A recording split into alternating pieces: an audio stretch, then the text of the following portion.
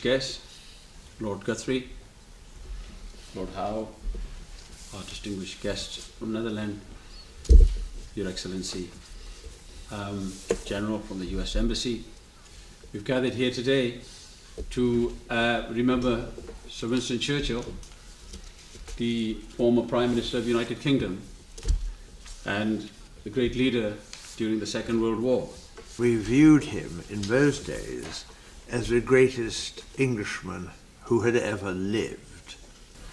He was a person who stood up against the Nazis, and the atmosphere was quite different because the war had not been over for all that long, and a lot of the boys at school had fathers who had been killed in the war, and we had all had fathers who had had something to do with the war effort, either in the Army, the Navy, or the Air Force, or something else. That was the most important thing in our lives, and it was inconceivable to us that there would ever be another man like it.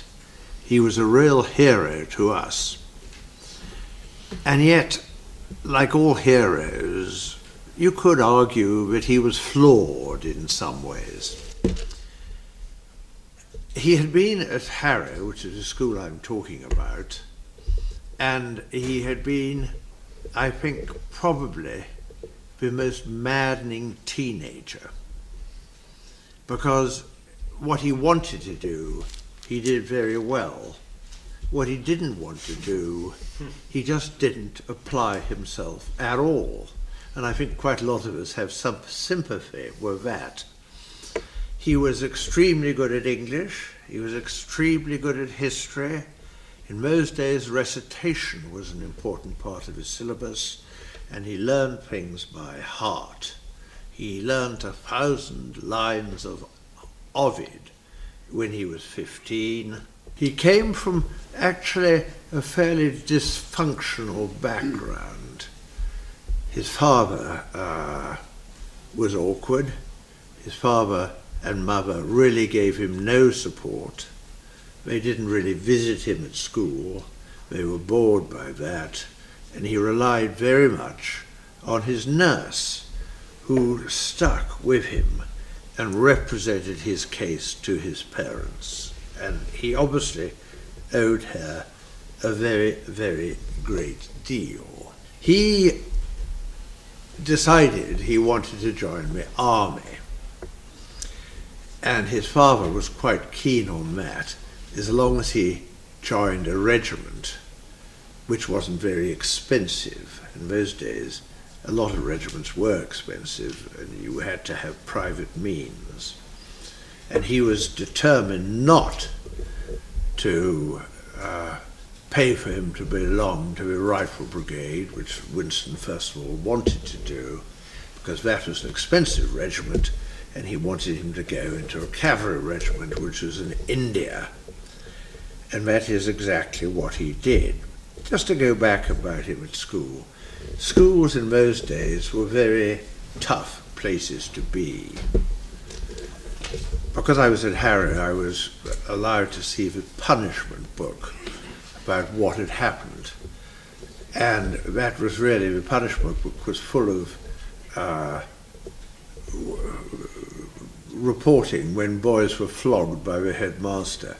And Winston had been flogged twice. This is unspeakable nowadays. But he had been flogged first for throwing a brick through the headmaster's window, which I think was probably fair game. And the next time he was flogged, he just cut detention. Well, we all did that and didn't get flogged occasionally. So he had a tough, tough upbringing. Now, though his father pushed him into the cavalry, which was cheap compared to what he wanted to do, Winston went to Sandhurst. He proved to be a good horseman, and he went off to India. And he was quite bored with being in India. He played polo, and he wanted to do something more exciting. So he went to Afghanistan, and he had 2 wars in Afghanistan he fought in.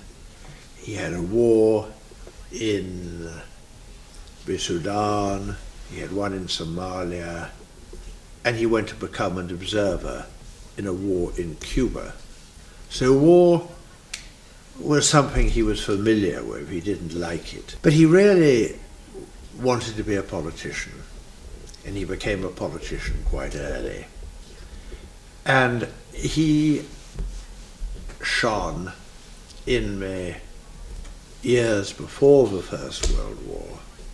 And when the First World War came, he found himself as Secretary to the Navy, which is a very nice job to have. The Navy in those days was absolutely huge. And he had a personal ship which he used to take on holiday with him. He wouldn't be allowed to do that now. And he loved that. But when his government collapsed, he found himself removed from being Secretary of the Navy, and he became head of the Duchy of Lancaster, which he found rather boring, and during the First World War. And this man, after all, had seen an awful lot of war. He knew exactly what war was about, unlike a lot of our politicians today who don't understand it. And he volunteered, and he first of all, and I'm doing a bit of shorthand here, he wanted to be a guardsman. He wanted to be in the Grenadier Guards, and he volunteered. The Grenadier Guards said, well, you've never commanded a guardsman, and therefore you're unsuitable for that. And I think the Guards, because I'm one of them, still feel slightly that way inclined. Unless you understand the Guards, let us alone.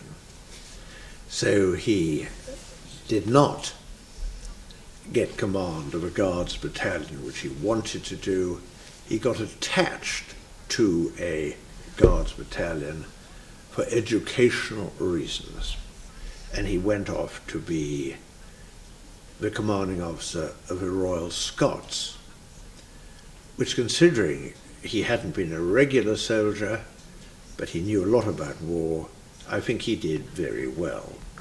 He then came out, and one of the things everybody remembers that he got involved with when he was Secretary of the Navy was the Gallipoli campaign, which actually was a disaster for the Allies, particularly the British, the French, and of course the Australians, the Canadians, and the New Zealanders.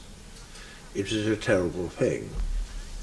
But his idea wasn't bad, because if he had attacked in the south, the Germans would have had to remove a lot of people from the Western Front. But the fact it didn't work wasn't really his fault. It was, I suspect, the fault of the generals and the admirals, who, having got to Gallipoli, looked at the mountains, looked at the place they were going to land, and took the view that this could not be done unless everybody had arrived on the beach at the same time. So that was a disaster for him. And then I think, quite honestly, we have to face the facts that in the interwar years, he was unpopular, he was very able, people knew about him, but they didn't want to touch him. But cometh the hour and cometh the man, he had always been on taking on Germany and not allowing Germany to be appeased. And there were a huge number of people in this country and in France and indeed in America who wanted to appease. And if you had been through the First World War, if you had seen the tragedy and the numbers of people being killed, which we're all hearing about at the moment, you could understand actually why a lot of them wanted to avoid going to war again. So he did avoid it. But Winston stuck it out. He was determined we would not surrender, fighting on the beaches. The speeches are so well known to you, I'm not going to begin paraphrase them even. He did some fantastic things with our allies who were not always on our side. The United States, our principal ally, was not always on our side in the years before the war. They didn't really like the British Empire very much. India was a huge ally who he managed to keep on side. Now, India had large sections crying for independence before, and he managed to control that. He didn't like Gandhi, who had his memorial unveiled just the other day here in Parliament Square. You could look at it when you go out of here. And there were a lot of other countries who he found very difficult. It was a tremendous, I think, triumph that he managed to convince the United States of America to come into the war, and to come into the war on the British side in Europe. Because after all, the United States had suffered from the Japanese on the other side of the United States, not here. But he did, and Roosevelt and he became great allies. And then he had this extraordinarily difficult relationship with the Russians. And I'm sorry if the Russian ambassador is not here. He's not here, is he? Because we should never forget the debt we all owe to Russia. 29 million Russians were killed in World War II, probably more, no one really knows. Some of them may have been killed by Russians, actually, but it still was a huge scar on their history. I think he was astonishing how he did that. And it would have been so easy for a lesser man to try and come to some accommodation with the enemy. And it didn't cross his mind, if he did. So I think he is. But I think he is flawed because there are certain things he wasn't interested in. He had a very difficult relationship with General de Gaulle, the French. But I think actually, considering what he had to put up with, Churchill was, many French people here, was pretty patient, really, with him. So here we have this man, who I'm glad I met, who I think we all felt was the greatest Englishman ever lived. That's debatable, obviously. But he was the man for the moment.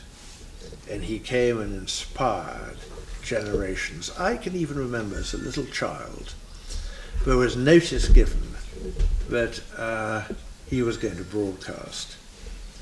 And my family, well, no men there, they were all in the war, but my mother, her aunt, and my other aunt, and the children all gathered round this huge radio set, which had to be fed almost daily with accumulators because there weren't any batteries in those days or something like that. We listened to it, and these extraordinary words, this extraordinary diction, if you lead, and these speeches came out, and they did inspire not just the British, but the Australians and the Americans, and so I think we owe him a huge, huge debt. And you know, if he hadn't been there, I might be talking to you in German and not in English, and I wouldn't, I'm not exaggerating. So thank you very much for being so patient. I think I've probably said enough. We are so amazed and honoured that we have two people in this room today who actually sat and talked to Sir Winston Churchill and met Sir Winston Churchill. It now gives me great pleasure to introduce our next guest, Lord Geoffrey Howe, the former Foreign Secretary of Britain. To second our tribute to Winston Churchill, I certainly can't lack any sense of respect to Winston Churchill, because his life marched in step with mine, or rather invisibly. When he was in his prime role as Prime Minister in 1940, I was a soldier in the signals platoon to the 5th Battalion of the Hampshire Home Guard. And I was able, before that ended, to join the Army proper in the Royal Signal in 1946. All of that doesn't qualify my role in this sense, but it does enable me to understand the respect and reverence which we all have had, of all different generations. If any of us have had any opportunity of serving in our armed forces, his name was there, his face was there, above all his voice was there, his character was there, and the nation owed him the most tremendous award and respect for all that he led us to achieve. I don't think you expect me to amplify your own substantial tribute to Winston Churchill beyond the extent which I've done. So I feel certain that every one of the people in this room who had any contact with him or any vision of him whatsoever can share this sentiment. It is a privilege. I share the sense of privilege of all others who are here today. I certainly have a huge respect for him, as everybody else has. The only thing I'm not sure whether he was sure either whether he was a Liberal or a Tory, but he was switching from one part to the other once or twice in his life. But I have to say that with regard to those who fought for our nation in Allied forces, I think the Indian Army played a huge role. I'm led to believe that more or less 2.5 million Indian volunteers took part in that war, defending our country. And also, I read in the history books that the princely states of India also offered some support. And as I happen to have born in a princely state, and I studied about that, and I read that the Maharaja of Kashmir, that's where I was born, also sent his soldiers to support. And may I just share with you that from those men and women who gave lives in the Second World War, one of them was my real uncle, elder brother of my father, who gave his life in Burma. People from Kashmir also gave lives during the Second World War. It's only pity that sometimes we forget our friends. Those who have fought for this country in difficult times. I might just make a passing remark that Britain has forgotten Kashmiris.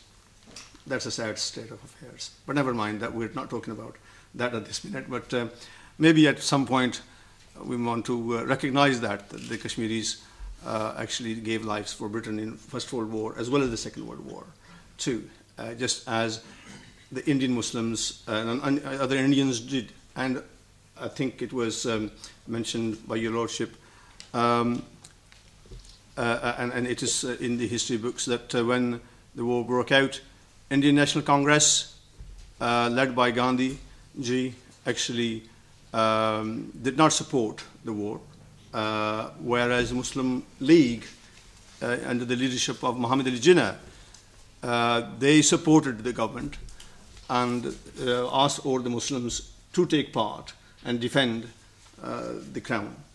And that is another sign that we need not to forget. Historically, Pakistan, before it became independent, the Pakistani nation, the father of the nation, was a true friend of Britain, and we mustn't forget that either. I would like to endorse what you said about the Kashmiris, because I know quite a few Kashmiris in my constituencies whose parents or now grandparents did fight in the Second World War. In fact, it was often said that because of Jenner's support for Britain through the Muslim Council and everything like that, that was one of the reasons that when everything happened so quickly after the Second World War, that the British government were very well disposed towards his arguments about Pakistan. Unfortunately, that didn't help the Kashmiris, but it should be noted. Well, Lord Guthrie, all I can say is my father was very proud of the fact that no one in our family has ever reached beyond the rank of private. However, my father was, there's a reason to do with Churchill telling you this, but my late father was in the 8th Army in the war until he was badly injured by a shell and spent 8 months in hospital. And my uncle, who kept very quiet about it, served three tours as a rear gunner in Lancaster. So, but my father, very proud of the lack of rank that anybody was ever given in my family. But the reason I mention this is because because I was studying history at school, etc., I spoke quite a lot to them both about their war experiences. In fact, my uncle, he never even spoke to anybody about that he was in the RAF. But when we talked about it, and I asked them, one of the reasons I became interested in politics all those years ago, although I didn't really do anything much about it for years, was because when I spoke to them of their wartime experiences, both of them actually said it was pretty horrible and don't think we did it voluntarily. We didn't. Obviously, they were conscripted. They weren't particularly proud of... it wasn't a feeling of pride that they'd done it. But it is interesting what they said, both of them in different parts of the world during those periods, one actually being based in East Anglia and the other one being in North Africa. Both my father and uncle were they always said it was Churchill and his speeches that kept them going. And they listened to them in tents, in barracks, in a way that none of us could ever possibly understand anyone would listen to a politician now. And in fact, it didn't happen in the First World War in the same way. And it's amazing to me how a person who was so divisive in civilian politics, both before the war and actually after, could be such a unifying factor in a wartime experience. And I just find, it's just having read endless biographies of Churchill that we all have, including Boris's recent one, which I didn't really feel added very much at all either way, but was still amusing to read. But it just seems to me that it's amazing how a person, as I say, who was regarded not at all as really being a very successful peacetime politician, could be such a person to provide such leadership. And I just wonder if, because we've had some prime ministers who will go down in history rather more notably than others since the Second World War, but I don't think anyone would argue, be there Labour arguing for Tony Blair being elected 3 times as his main claim to fame, or Mrs Thatcher for what she did, etc. I don't think anyone could argue that any Prime Minister had such an effect on people's whole inner feeling and morale and being. But I know this from grassroots, from my own father and uncle. This was how they felt. And considering the way no one feels that about contemporary politicians of whatever side they are, now it's whether they've got 2 kitchens or 1 kitchen or whatever. Honestly, really, yes, exactly. Or whether, I didn't mean that particularly as an anti-Miliband comment. I could have come up with any of the sort of things that come around in a country where 185,000 people will sign a petition on whether Jeremy Clarkson should be in top gear, but yet no one's really interested in what's happening in the Ukraine. And I just don't know if it was. Perhaps I hope it's not tested in the same way as it was tested last time. But the way that somebody can, it's not. They say that some politicians have isms, Thatcherism being the obvious one. There wasn't really a Churchillism, but it was just Churchill as a form of leader. And I think a lot of us, very few of us, of our contemporaries, can call ourselves really leaders anyway, but certainly no one while I've been alive could come anywhere near the impact that Churchill just had on ordinary people, even if they voted against him 3 years later, which was very interesting. As my neighbour just said, Winston Churchill's speeches were heard everywhere in the tents of the soldiers, but also in the Netherlands, and it really kept people in the Netherlands going. Your support during the war has been so important for us that I think even our youth is still very interested in both Winston Churchill and in this history. And you can measure that the recent biography Boris Johnson wrote is now a bestseller in the Netherlands. And everybody is so interested in learning more about Sir Winston Churchill and I'm very happy about that. This year we commemorate the 70th anniversary of V-Day and the liberation of the Netherlands as well. We'll do that here in the United Kingdom. We've planted over 20,000 tulip bulbs last year, both in Kew Gardens and in Lincolnshire, and I would like to invite you, Lord Guthrie and Lord Howe, to come and see them bloom in April, because we are so thankful to you, to those British soldiers who fought in Arnhem, for instance. We commemorated the Battle of Arnhem last year. And we will continue commemorating your support during those dark years in the Netherlands. Thank you very much. The Prime Minister was, of course, a great wartime leader, a champion of freedom, but his influence goes far beyond the war itself. Winston Churchill had a relationship with 3 U.S. presidents, and together they tackled, first, the threat posed by Nazi Germany. And I think many of you know, and it's been written, that it's doubtful that President Roosevelt and Stalin would have even come together if it wasn't for Sir Winston Churchill. But together, Winston Churchill with the 3 U.S. presidents tackled so many other issues of international policy and international relations. Winston Churchill did more than merely coin that phrase, special relationship, when he was speaking about our two countries in 1946. His words and his actions set the foundation for that special relationship that still exists today in so many different areas. You can see that special relationship as you look around, like-minded people sharing like-minded values and common values and common goals, whether it's human rights, whether it's views on policy, economic policy, or security policy. Well, that special relationship still exists. And today, just like in Churchill's day, seemingly insurmountable tasks are made that much more easier when we work together to solve a common goal. The teamwork between our two countries make these tasks, and you don't have to look far. But look around the world. All the different issues and problems that are out there seem much more manageable when our two countries tackle those problems together. And for that, I think we should honor the man that we're paying tribute to today, Sir Winston Churchill. Thank you very much. Thank you very much. The children of the soldiers who gave their lives, particularly from the Commonwealth countries, international countries as well, but there's Middle East, African, it was then India, and now today Pakistan, Bangladesh, and India.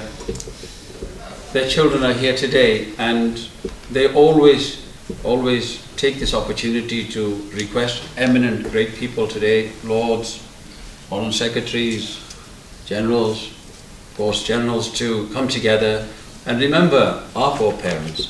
Today, there are people misusing faith, color, geography, all types of things. But no faith teaches for people. And faith teaches straight simply two things. There's the Almighty, He tells you the right thing. And there's the devil, he tells you the wrong things. Choice is there, who do we follow? If someone decides to follow the devil, then the good people of this world have to and must continue to unite to eradicate that particular element in our society. Islam has been brandedly given a very bad name recently by certain individuals. Yet, in the war, many Victorian cross. The first Victorian cross that was won was by a Muslim, and his name was Khudadad Khan.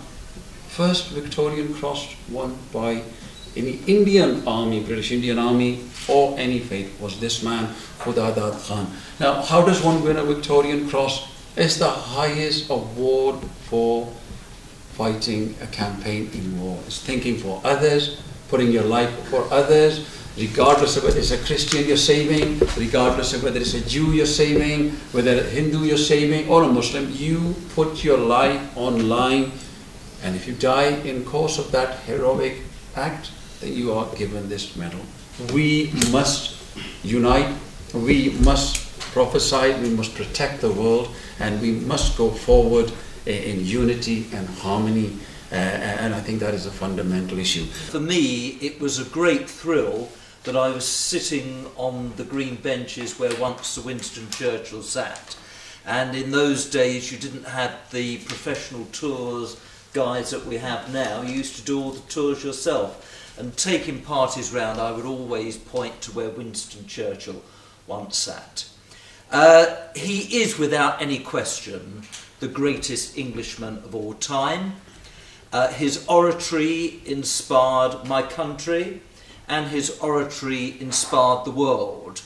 Oh, he would be so sad when he sees that the art of oratory has declined in the way it has now. Because, of course, when Sir Winston Churchill was a Member of Parliament, the House was always full, and people listened to everything he said, and in fact would even change their minds on the way they would vote. Nowadays it's all on TV screens or on the internet and all of that. Well, I thought, Lord Guthrie, I would just end with a few quotes from Winston Churchill, because none of us can compete with what he said. His famous quote of all time was, "We shall defend our island, whatever the cost may be. We shall fight on the beaches. We shall fight on the landing grounds. We shall fight in the fields and in the streets. We shall fight in the hills. We shall never surrender." But that isn't all he said, because he had a wonderful sense of humour. You have enemies? Good. That means you stood up for something sometime in your life. Courage is what it takes to stand up and speak. Courage is also what it takes to sit down and listen, something I should remind my colleagues of. Victory at all costs. Victory in spite of terror. Victory however long and hard the road may be. For without victory, there is no survival. And so wittily he said, "I am prepared to meet my Maker. Whatever my Maker is prepared for the great ordeal of meeting me is another matter." And finally, Lord Guthrie, we have to face this wretched general election on the 7th of May. And as I'm pounding the streets and knocking on those doors, I will remember what Winston Churchill said. The best argument against democracy is a 5-minute conversation with the average voter. But of course I will not admit that. I will just share that with my colleagues. We owe Sir Winston everything, and the fact that we still sit here in the mother of all parliaments is entirely due to Sir Winston Churchill. One of my earliest childhood memories is being taken by my father in 1965 when he was a Member of Parliament to go and see Sir Winston Churchill's lying in state in Westminster Hall, an event which I found overwhelmingly impressive and of which I have vivid recollection. It's fitting, I think, that we should not only be commemorating Sir Winston's 50th anniversary of his death, but at the same time we should also be commemorating the 70th anniversary of the end of the Second World War. My father served in the armed forces in the Second World War in France and Belgium and Luxembourg, and his memories of that conflict and of its ending were of the unity that brought together the Allied forces and of the determination of those who participated in it. But not only was the Nazi regime going to be beaten, but at the same time a better future for all people in Europe and indeed throughout the world would result. And although, when we look back over the last 70 years, we can often conclude that human beings, being fallible, have made a large number of mistakes, I think the positive outcomes from our endeavour and what Sir Winston Churchill so ably led are in fact all around us. Whether it's looking at the record and development of human rights on the European continent, whether it's looking at NATO as its security structure, and eventually indeed at the process of democratisation that has taken place in many parts of the world, I think we are entitled both to say that what we sought to do was right, and that also Sir Winston Churchill's leadership was outstanding. And I personally respect him a lot, and I think the nation should not forget their heroes. Those nations endeavor to succeed. They do not get anywhere unless they respect their heroes. Heroes must be respected. They have sacrificed their lives. He's a great great leader in his own right. He did a lot. A good speech should be like a woman's skirt, long enough to cover the subject and short enough to create interest, as stated by Sir Winston Churchill. I think that was one of the Churchillian factors. I've thought long and hard on what to say today in a short speech, and a closing speech, as it were, and also on the soldiers of the King's African Rifles and the East African Forces, which we were talking about earlier, Lord Guthrie. There's a wealth of information on Winston Churchill, as a young man, his army days, and in later years as a Prime Minister. One cannot do justice to such an action-packed life in such a short space of time.